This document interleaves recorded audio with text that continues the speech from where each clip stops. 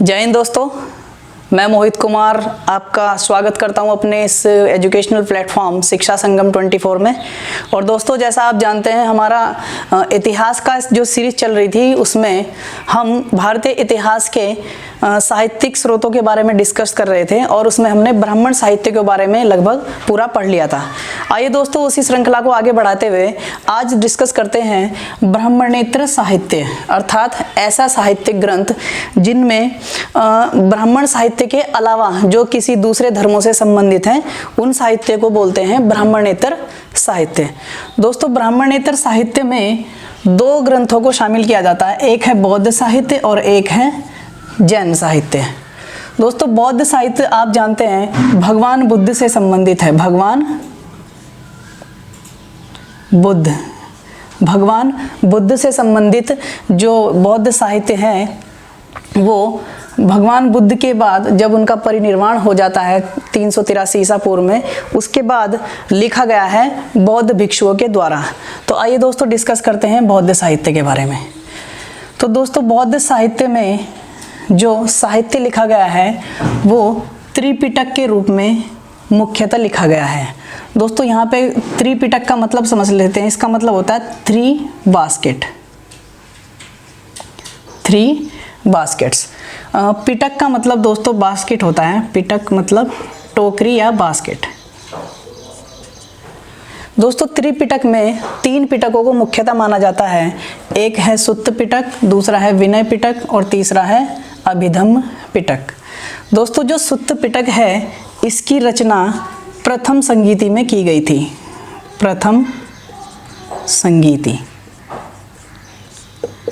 आप जानते हैं दोस्तों, इसके बारे में हम आगे भी डिस्कस करने वाले हैं विस्तार से कि बौद्ध धर्म के अंदर, बौद्ध धर्म में भगवान बुद्ध की परिनिर्वाण के बाद तीन संगीतियों का आयोजन किया गया था। एक्चुअली 4 का किया गया था, एक बाद में हुई थी। तो जो संगीतियाँ हुई हैं उन्हीं संगीतियों में भगवान बुद्ध से संबंधित साहित्यिक ग्रंथों की रचना की गई है, जिन साहित्यिक ग्रंथों से भगवान बुद्ध के साथ साथ उस समय के इतिहास के बारे में भी महत्वपूर्ण जानकारियाँ मिलती हैं।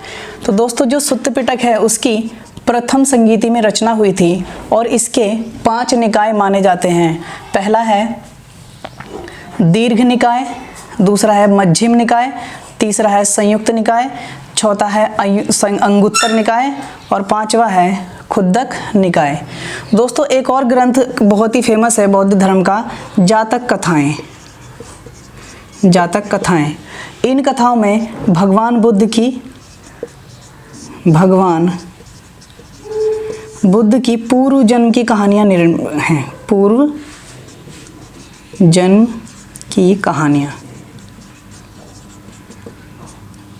की कहानियों का संकलन किया गया है। ऐसा माना जाता है कि भगवान बुद्ध ने बुद्ध के जन्म से पहले भी लगभग 550 जन्म लिए थे और उन्हीं जन्मों की कहानियों के रूप में जातक कथाओं का वर्णन हमें मिलता है। और दोस्तों, ये जातक कथाएं खुद्दक निकाय का ही एक अंग हैं।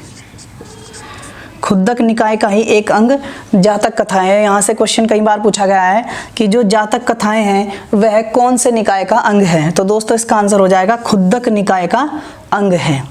इसके अलावा एक और पिटक है जिसका नाम है विनय पिटक और इसको भी प्रथम बौद्ध संगीति में रचना की गई थी। प्रथम बौद्ध संगीति में भी इसकी रचना की गई थी। दोस्तों, इसमें संघ के नियमों के बारे में जानकारी दी गई है, अर्थात जो विनय पिटक है उसमें बौद्ध धर्म के जो भिक्षु हैं, बौद्ध भिक्षुओं के उनके द्वारा पालन किए गए नियम और कानूनों के बारे में जानकारी दी गई है। इसके अलावा तीसरा पिटक है अभिधम्म पिटक। दोस्तों, अभिधम्म पिटक में भगवान बुद्ध से संबंधित दार्शनिक सिद्धांतों का वर्णन किया गया है। फिलोसॉफिकल थ्योरीज का डिस्कशन किया गया है अभिधम्म पिटक में।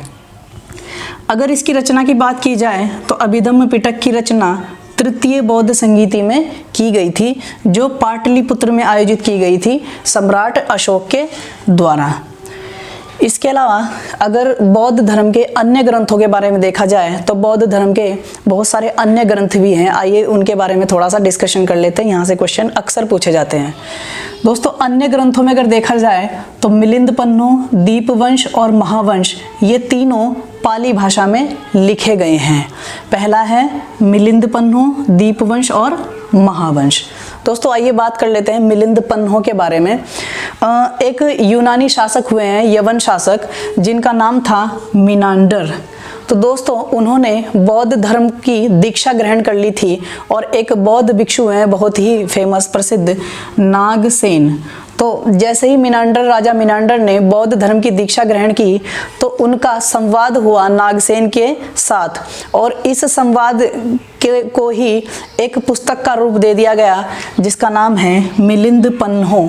दोस्तों मिलिंद पन्नो का अगर शाब्दिक अर्थ देखा जाए तो इसका मतलब होता है मिलिंद, मिलिंद के प्रश्न, मिलिंद के प्रश्न। तो दोस्तों ये कहा जा सकता है कि मिलिंद पन्नो एक ऐसा ग्रंथ है जिसमें बौद्ध धर्म की शिक्षाओं को प्रश्न और उत्तर के फॉर्म में लिखा गया है और ये प्रश्न उत्तर राजा मिनांडर और नागसेन के बीच में हुए थे। इसके अलावा दोस्तों अगर बात की जाए दीपवंश और महावंश की तो इन्हें सिंघली अनुश्रुतियां माना जाता है। सिंघल श्रीलंका का ही पुराना नाम है। तो सिंघली अनुश्रुतियों के रूप में दीपवंश और महावंश दो ऐसे प्रसिद्ध बौद्ध ग्रंथ हैं जिनसे भगवान बुद्ध के बारे में और तत्कालीन इतिहास के बारे में महत्वपूर्ण जानकारियां प्राप्त होती हैं। दोस्तों अगर इसके समय की बात की जाए तो 4वीं और 5वीं सदी के आसपास इनकी रचना की गई थी, दीपवंश और महावंश की। ये तीनों ही ग्रंथ पाली भाषा में लिखे गए हैं। दोस्तों इसके अलावा बाद के समय में पाली के स्थान पर संस्कृत भाषा बहुत ही प्रचलित हो गई थी। तो कुछ ग्रंथ ऐसे हैं बौद्ध धर्म के जो संस्कृत में लिखे गए हैं। आइए दोस्तों उनके बारे में थोड़ी चर्चा कर लेते हैं। तो एक है ललित विस्तर, महावस्तु, बुद्धचरित और दिव्यावदान। दोस्तों इनके बारे में बात करते हैं। जो ललित विस्तर जो ग्रंथ है ये संस्कृत भाषा में लिखा गया है और ललित विस्तर जो ग्रंथ है उसके बारे में मैथ्यू अर्नाल्ड, एक ब्रिटिश इतिहासकार हुए हैं मैथ्यू अर्नाल्ड, इन्होंने भगवान बुद्ध को लाइट ऑफ एशिया की संज्ञा दी है, एशिया का प्रकाश पुंज कहा है ललित विस्तर के आधार पर ही। दोस्तों यह ललित विस्तर महायान संप्रदाय का ग्रंथ माना जाता है। आपको पता है कि बौद्ध धर्म आगे चलकर दो संप्रदायों में बट गया था, एक था महायान और एक था हीनयान। महायान संप्रदाय के लोग भगवान बुद्ध की मूर्ति के रूप में पूजा करते थे, जबकि हीनयान उन्हें मूर्ति के रूप में पूजा नहीं करते थे। तो महायान का प्रसिद्ध ग्रंथ ललित विस्तर को ही माना गया है। इसके अलावा अगर बात की जाए बुद्धचरित और दिव्यावदान की तो बुद्धचरित अश्वघोष जी के द्वारा लिखा गया था। अश्वघोष एक बौद्ध महाविद्वान माने जाते हैं, उन्होंने ही बुद्धचरित की रचना की है। इसके अलावा दिव्यावदान विनय पिटक का ही एक भाग है। दोस्तों एक और महत्वपूर्ण ग्रंथ है बौद्ध धर्म का विभाषा शास्त्र और इसकी रचना चतुर्थ बौद्ध संगीति में की गई थी। चतुर्थ बौद्ध संगीति, इन संगीतियों का हम विस्तार से अध्ययन करेंगे अपने आने वाली अगली क्लासों में, जब हम बौद्ध धर्म और जैन धर्म का विस्तृत इतिहास पढ़ेंगे। दोस्तों इसके अलावा अगर बात की जाए जैन साहित्य की तो जैन साहित्य को आगम कहा जाता है। जैन साहित्य को आगम कहा जाता है। दोस्तों आप जानते हैं जैन साहित्य जैन धर्म से संबंधित है और जैन धर्म में जो 24 तीर्थंकर हुए हैं उन्हीं की शिक्षाओं को इस साहित्य में वर्णित किया गया है और उन शिक्षाओं के रूप में ही हमें उस समय के इतिहास के बारे में भी जानकारी मिल जाती है। तो दोस्तों जो जैन साहित्य आगम है उसके 12 अंग, 12 उपांग, 10 प्रकीर्ण, 6 छेद सूत्र और 4 मूल सूत्र के रूप में आगम हमें मिलते हैं। कुल मिलाकर दोस्तों ये 40 भाग हो जाते हैं और इन 40 भागों से मिलकर ही पूरे जैन साहित्य का संकलन किया गया है। इसके अलावा अगर बात की जाए आचार सूत्र की, तो यह भी एक जैन साहित्य का ही अंग है। यह भी एक जैन साहित्य का महत्वपूर्ण अंग है, जिसमें जैन भिक्षुओं के नियम के बारे में चर्चा की गई है। जैन भिक्षुओं के द्वारा जिन नियमों का पालन किया जाता, जिन नियमों के आधार पर वे कार्य करते थे, उन्हीं नियमों को आचार सूत्र में वर्णित किया गया है। इसके अलावा दोस्तों भगवती सूत्र महावीर स्वामी जी की जीवनी है। भगवती सूत्र भी एक महत्वपूर्ण जैन साहित्य है, जिसमें महावीर स्वामी जी की जीवनी लिखी गई है। महावीर स्वामी जो अंतिम तीर्थंकर हुए हैं, 24वें तीर्थंकर हुए हैं जैन धर्म के, उनकी जीवनी है और उनके पूरा जीवन चरित्र भगवती सूत्र में दिया गया है। दोस्तों इसके साथ साथ ही भगवती सूत्र में 16 महाजनपदों का भी उल्लेख मिलता है, जिसे हम अपनी आने वाली आगे की कक्षाओं में डिस्कस करेंगे। 16 महाजनपदों का उल्लेख इसी में मिलता है। इसके अलावा 16 महाजनपदों का उल्लेख एक बौद्ध ग्रंथ में भी मिलता है, जिसका नाम है अंगुत्तर निकाय। अंगुत्तर निकाय दोस्तों, यहां भी 16 महाजनपदों का उल्लेख मिलता है।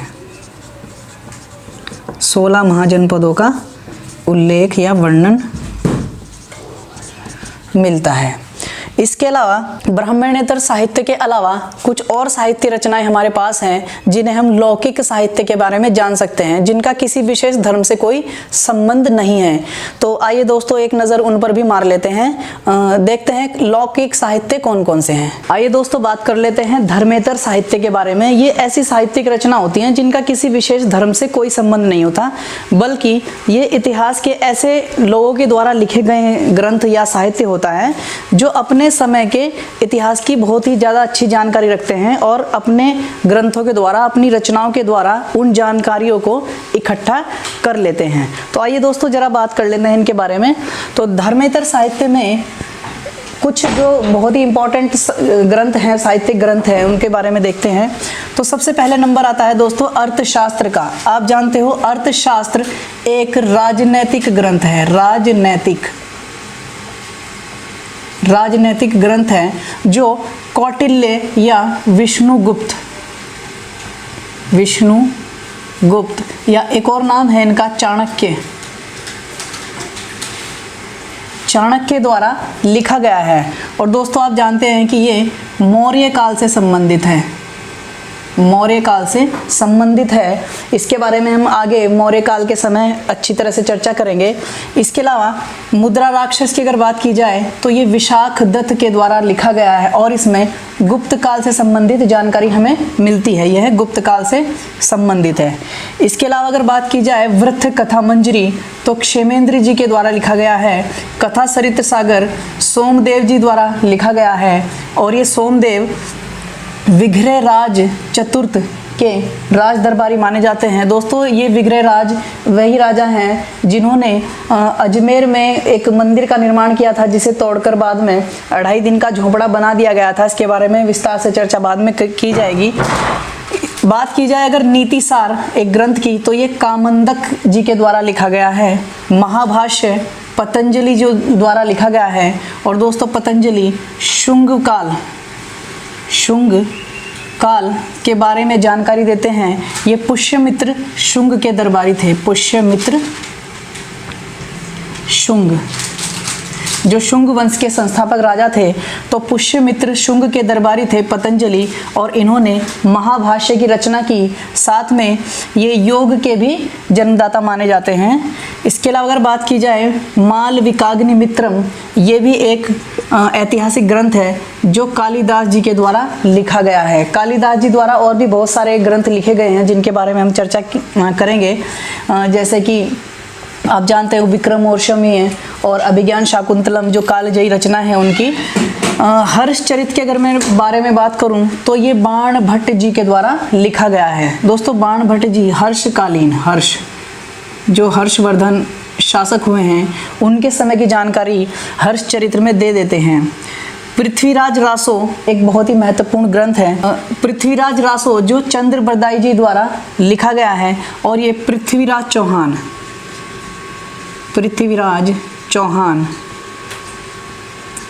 जी के दरबारी माने जाते हैं और ये चौहान वंश से संबंधित और पृथ्वीराज चौहान से संबंधित इतिहास के बारे में महत्वपूर्ण जानकारी हमें पृथ्वीराज रासो के द्वारा प्रदान कर देते हैं।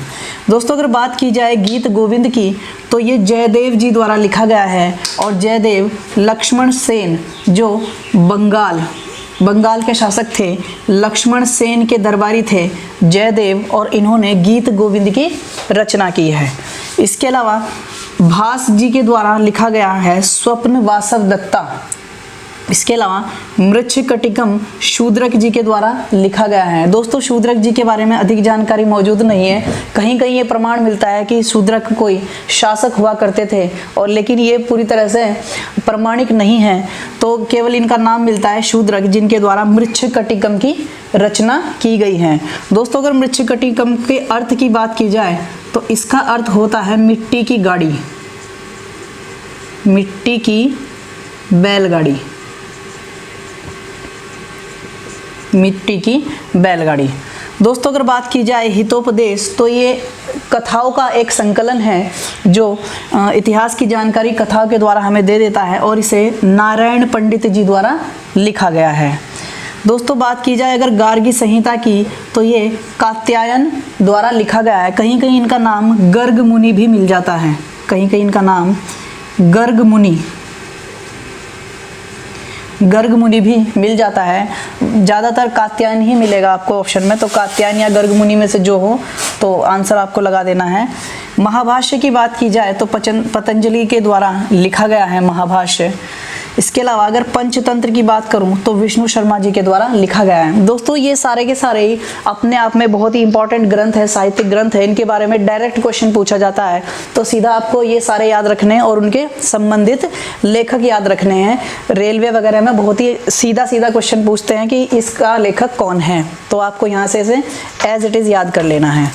दोस्तों इसके अलावा अगर बात की जाए संगम साहित्य की तो संगम साहित्य दक्षिण भारत के बारे में जानकारी देता है, दक्षिण भारत। दोस्तों आगे आने वाली क्लासेस में हम जब दक्षिण भारत का इतिहास पढ़ेंगे तो वहाँ इसके बारे में विस्तार से चर्चा की जाएगी।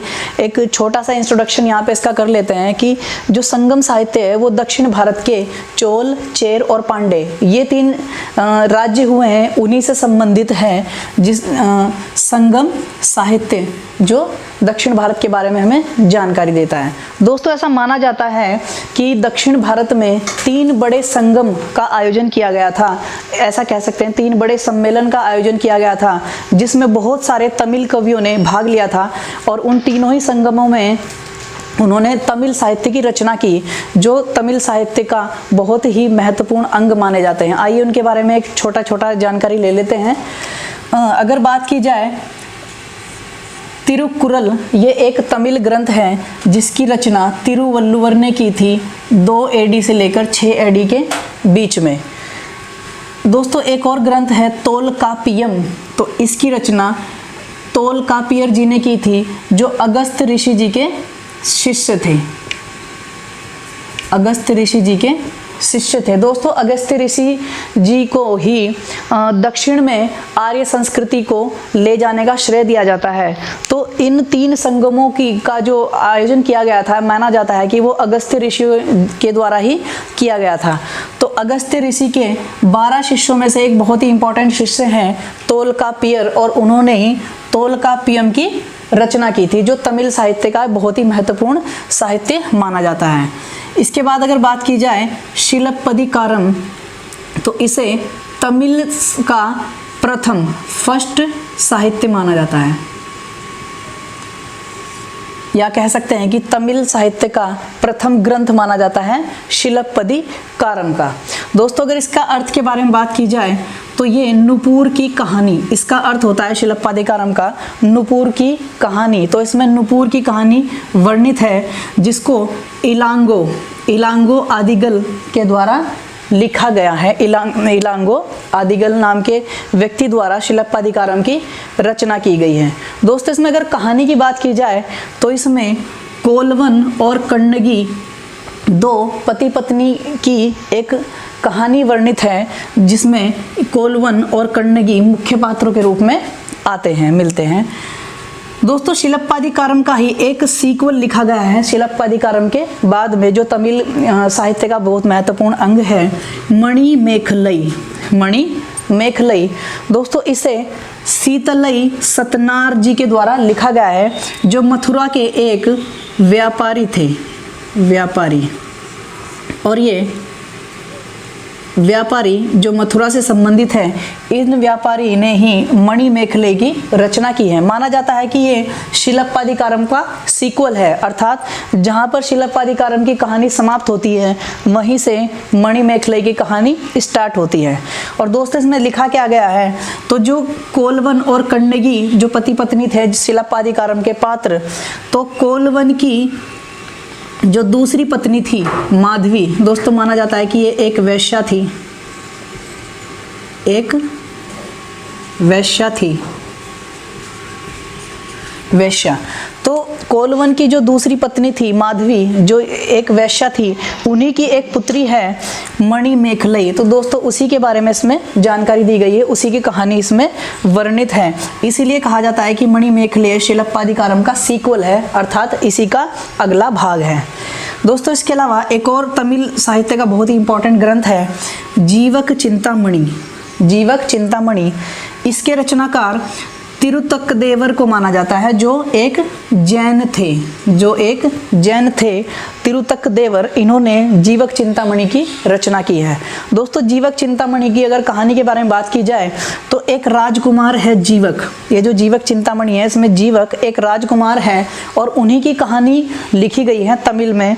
और उन्होंने माना जाता है कि 8 विवाह किए थे, जीवक जी ने 8 विवाह किए थे और इन्हीं के इन विवाहों की जानकारी के रूप में जीवक चिंतामणि की रचना की गई है। तो दोस्तों ये तमिल साहित्य के महत्वपूर्ण अंग है, जिनसे हमें दक्षिण भारत में चोल, चेर और पांडे, इन 3 राज्यों के बारे में जानकारी प्राप्त कर सकते हैं हम इनसे। चोल, चेर और पांड्य की जानकारी प्राप्त होती है हमें संगम साहित्य से। दोस्तों अगर बात की जाए इनकी कि ये कब आयोजित किए गए, वैसे हम आने वाले समय में इन्हें विस्तृत अध्ययन करेंगे, लेकिन मदुरै जो उस समय पांड्य राज्य की राजधानी थी और कपाटपुरम, और फिर तीसरा संगम भी मदुरै में आयोजित किया गया था।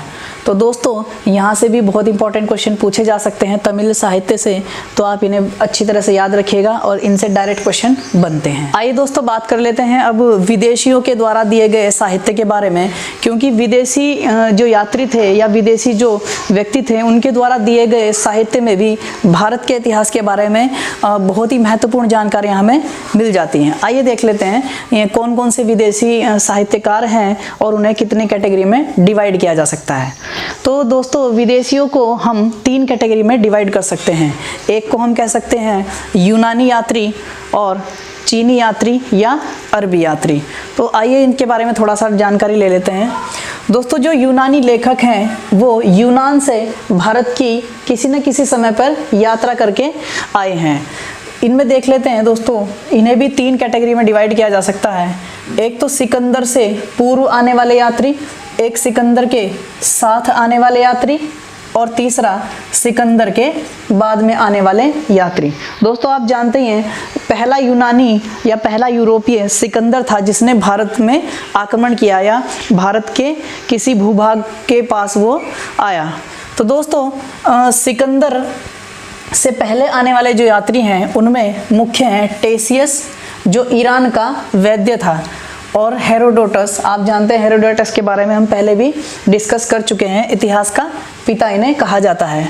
दोस्तों जो टेसियस है ये ईरान का राज्य वैद्य है। कई बार क्वेश्चन पूछा जा सकता है टेसियस के बारे में, तो ये ईरान का राज्य वैद्य था जिसने भारत के बारे में बहुत ही महत्वपूर्ण जानकारी दी है। इसके अलावा सिकंदर के साथ आने वाले जो यात्री थे उनमें निरियाकस, आनेसिक्रेटस और आस्टिबुलस प्रमुख हैं। दोस्तों जो निरियाकस है और जो आनेसिक्रेटस है ये दोनों ही सिकंदर के आक्रमण के समय सिकंदर के साथ भारत आए थे, और ये दोनों ही उसके पायलट थे, एडमिरल थे। उसका जो जल सेना थी तो जल सेना के ही एडमिरल थे, पायलट थे उसके जहाजी बेड़े के। इन्होंने अपने पुस्तकों के द्वारा बहुत ही इंपॉर्टेंट जानकारी उस समय की दी है। इसके अलावा अरिस्टोबुलस ये एक भूगोलविद था जो सिकंदर के साथ ही भारत आया था। तो भारत के तत्कालीन भूगोल के बारे में कई महत्वपूर्ण जानकारियां अरिस्टोबुलस ने दी है। इसके अलावा दोस्तों बात की जाए अगर स्ट्रैबो की, तो इसने ज्योग्राफी का नाम की एक बुक लिखी है जिसमें भारत के बारे में कई महत्वपूर्ण जानकारियां दी गई हैं और ये जानकारी लगभग 64 ईसा पूर्व के आसपास की है। इसके अलावा अगर बात की जाए टॉलेमी, तो आप जानते हो ये एक मानचित्रकार था जिसने उस समय भारत का नक्शा बनाया था। हालांकि वो नक्शा पूरी तरह से सही नहीं था, वो गलत जानकारी थी उसमें बहुत सारी, लेकिन फिर भी इसे माना जाता है कि इसने कुछ महत्वपूर्ण जानकारियां उस समय के लिए दी थी। और ये दोस्तों बिंदुसार के समय की, जो बिंदुसार थे जो मौर्य शासक थे, उनके समय की जानकारी भारत के बारे में देते हैं।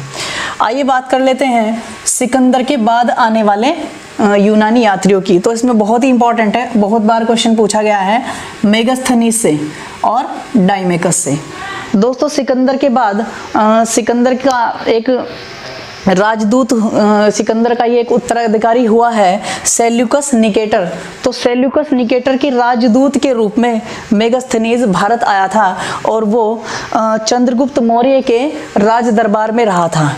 और दोस्तों मेगास्थनीज का काल अगर बात की जाए इसका समय की, तो 350 से लेकर 290 ईसा पूर्व के आसपास की जानकारी मेगास्थनीज हमें देता है। और इसकी एक बहुत ही महत्वपूर्ण पुस्तक है इंडिका, जिससे हमें तत्कालीन मौर्य साम्राज्य की बहुत ही जानकारी प्राप्त होती है।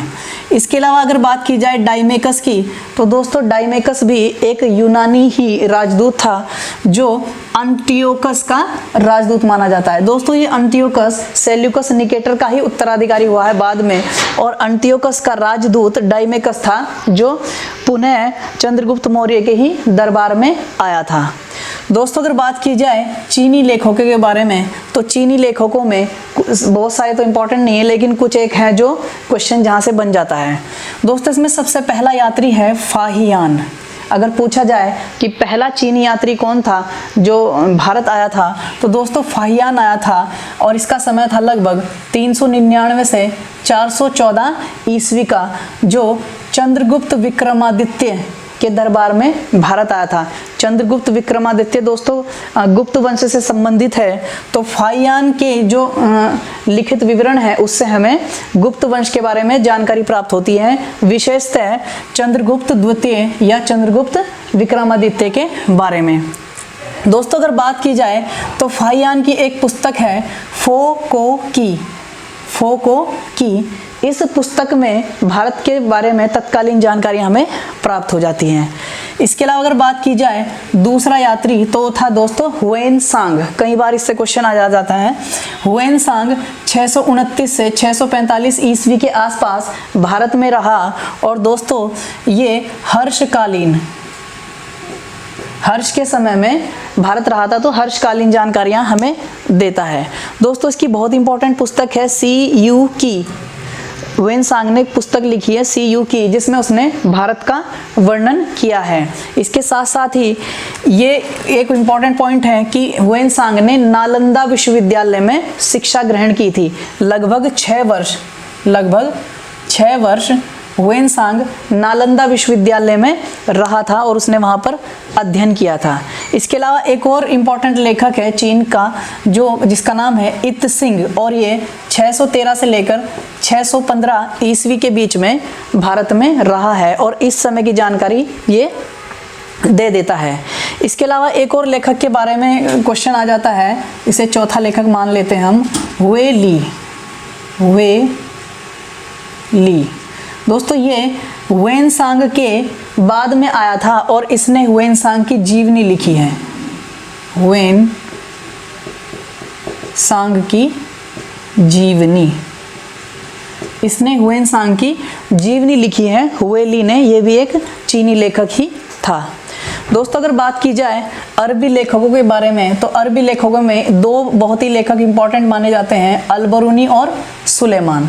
दोस्तों अल-बरूनी महमूद गजनवी के समय में भारत आया था, महमूद गजनवी के साथ ही ये भारत आया था, और इसने एक पुस्तक की रचना की है, तहकीके हिंद। तहकीके हिंद जो बहुत ही फेमस किताब है, और तहकीके हिंद से तत्कालीन भारतीय समाज के बारे में हमें जानकारी मिलती है। इसके अलावा सुलेमान की अगर बात की जाए तो ये प्रतिहार नरेश भोज के समय में भारत आया था, और इसने प्रतिहार शासकों के बारे में, प्रतिहार राज्य के बारे में बहुत ही महत्वपूर्ण जानकारी दी है, और ये 9वीं सदी के आसपास में माना जाता है कि उस समय भारत में ये आया था। दोस्तों इसके अलावा अगर बात की जाए आधुनिक लेखकों की, आधुनिक लेखक, आधुनिक भारत में कुछ एक लेखक ऐसे हुए हैं जिनकी रचनाओं से हमें उनके समय की जानकारियां प्राप्त होती हैं। तो दोस्तों इनमें इंपॉर्टेंट है, एक है अभिज्ञान शाकुंतलम के, जिन्होंने ट्रांसलेट किया है। दोस्तों बात करते हैं कुछ आधुनिक लेखकों के बारे में। तो जो आधुनिक भारत में हमारे लेखक हुए हैं ब्रिटिश काल के, तो उन्होंने भी बहुत कई सारी रचनाएं की हुई हैं जिनसे हमें उस समय के भारत के बारे में जानकारी प्राप्त होती है। दोस्तों सबसे पहले बात करते हैं मनुस्मृति। इसके बारे में हम चर्चा कर चुके हैं। मनुस्मृति मनु के द्वारा लिखा गया एक ग्रंथ था, जिसे भारत का पहला कानूनी ग्रंथ भी माना जा सकता है। मनुस्मृति की पब्लिश किया गया 1781 में। मनुस्मृति का एक ट्रांसलेशन था जिसे पब्लिश किया गया, जिसे 1781 में एकॉर्ड ऑफ जेंटू लॉज के नाम से, एकॉर्ड ऑफ जेंटू लॉज के नाम से। और दोस्तों इसे ट्रांसलेट किया था इंग्लिश में नैथानियल ब्रेसी हेलहेड ने। ये पर्शियन भाषा से ट्रांसलेट किया गया था। पहले संस्कृत को पर्शियन भाषा में ट्रांसलेट किया गया, और फिर उस पर्शियन से अंग्रेजी में ट्रांसलेट किया गया नैथानियल ब्रेसी हेलहेड के द्वारा। और दोस्तों इसका प्रकाशन किया गया था 1781 में। तो इससे भी हमें उस समय के बारे में काफ़ी अच्छी जानकारियां प्राप्त होती हैं, इतिहास के बारे में काफ़ी साक्ष्य हमें मिल जाते हैं। दोस्तों एक और लेखक हुए हैं विलियम जोन्स। इसके बारे में भी हमने अपनी पहली कक्षा में बात की थी। विलियम जोन्स, इन्होंने 1789 में अभिज्ञान शाकुंतलम का ट्रांसलेशन पब्लिश किया था। अभिज्ञान शाकुंतलम जो कालिदास जी की रचना है, उसको अंग्रेजी में ट्रांसलेट किया था विलियम जोन्स ने 1789 में। तो दोस्तों इनसे भी हमें उस समय के समाज के बारे में काफ़ी जानकारियाँ प्राप्त हो जाती हैं। इसके अलावा दोस्तों एक विलियम विल्किंस नाम के एक ब्रिटिश लेखक हुए हैं। उन्होंने भी भगवत गीता और हितोपदेश को ट्रांसलेट किया था अंग्रेजी में, और इन्हें पब्लिश किया था भगवत गीता को 1785 में और हितोपदेश को 1787 में अंग्रेजी में ट्रांसलेट करके विलियम विल्किंस ने पब्लिश किया था। तो इनसे भी हमें बहुत सारी जानकारियां प्राप्त होती हैं जो इतिहास के लिहाज से, इतिहास की जानकारी के लिहाज से बहुत ही इंपॉर्टेंट होती हैं। तो दोस्तों ये हमारे कुछ साहित्यिक स्रोत थे जो आज समाप्ति की ओर बढ़ चले हैं। अगली कक्षा से हम इतिहास का क्रमबद्ध अध्ययन करने वाले हैं। तो तब तक के लिए धन्यवाद। आप वीडियो को शेयर कीजिए, लाइक कीजिए और कमेंट ज़रूर कीजिए।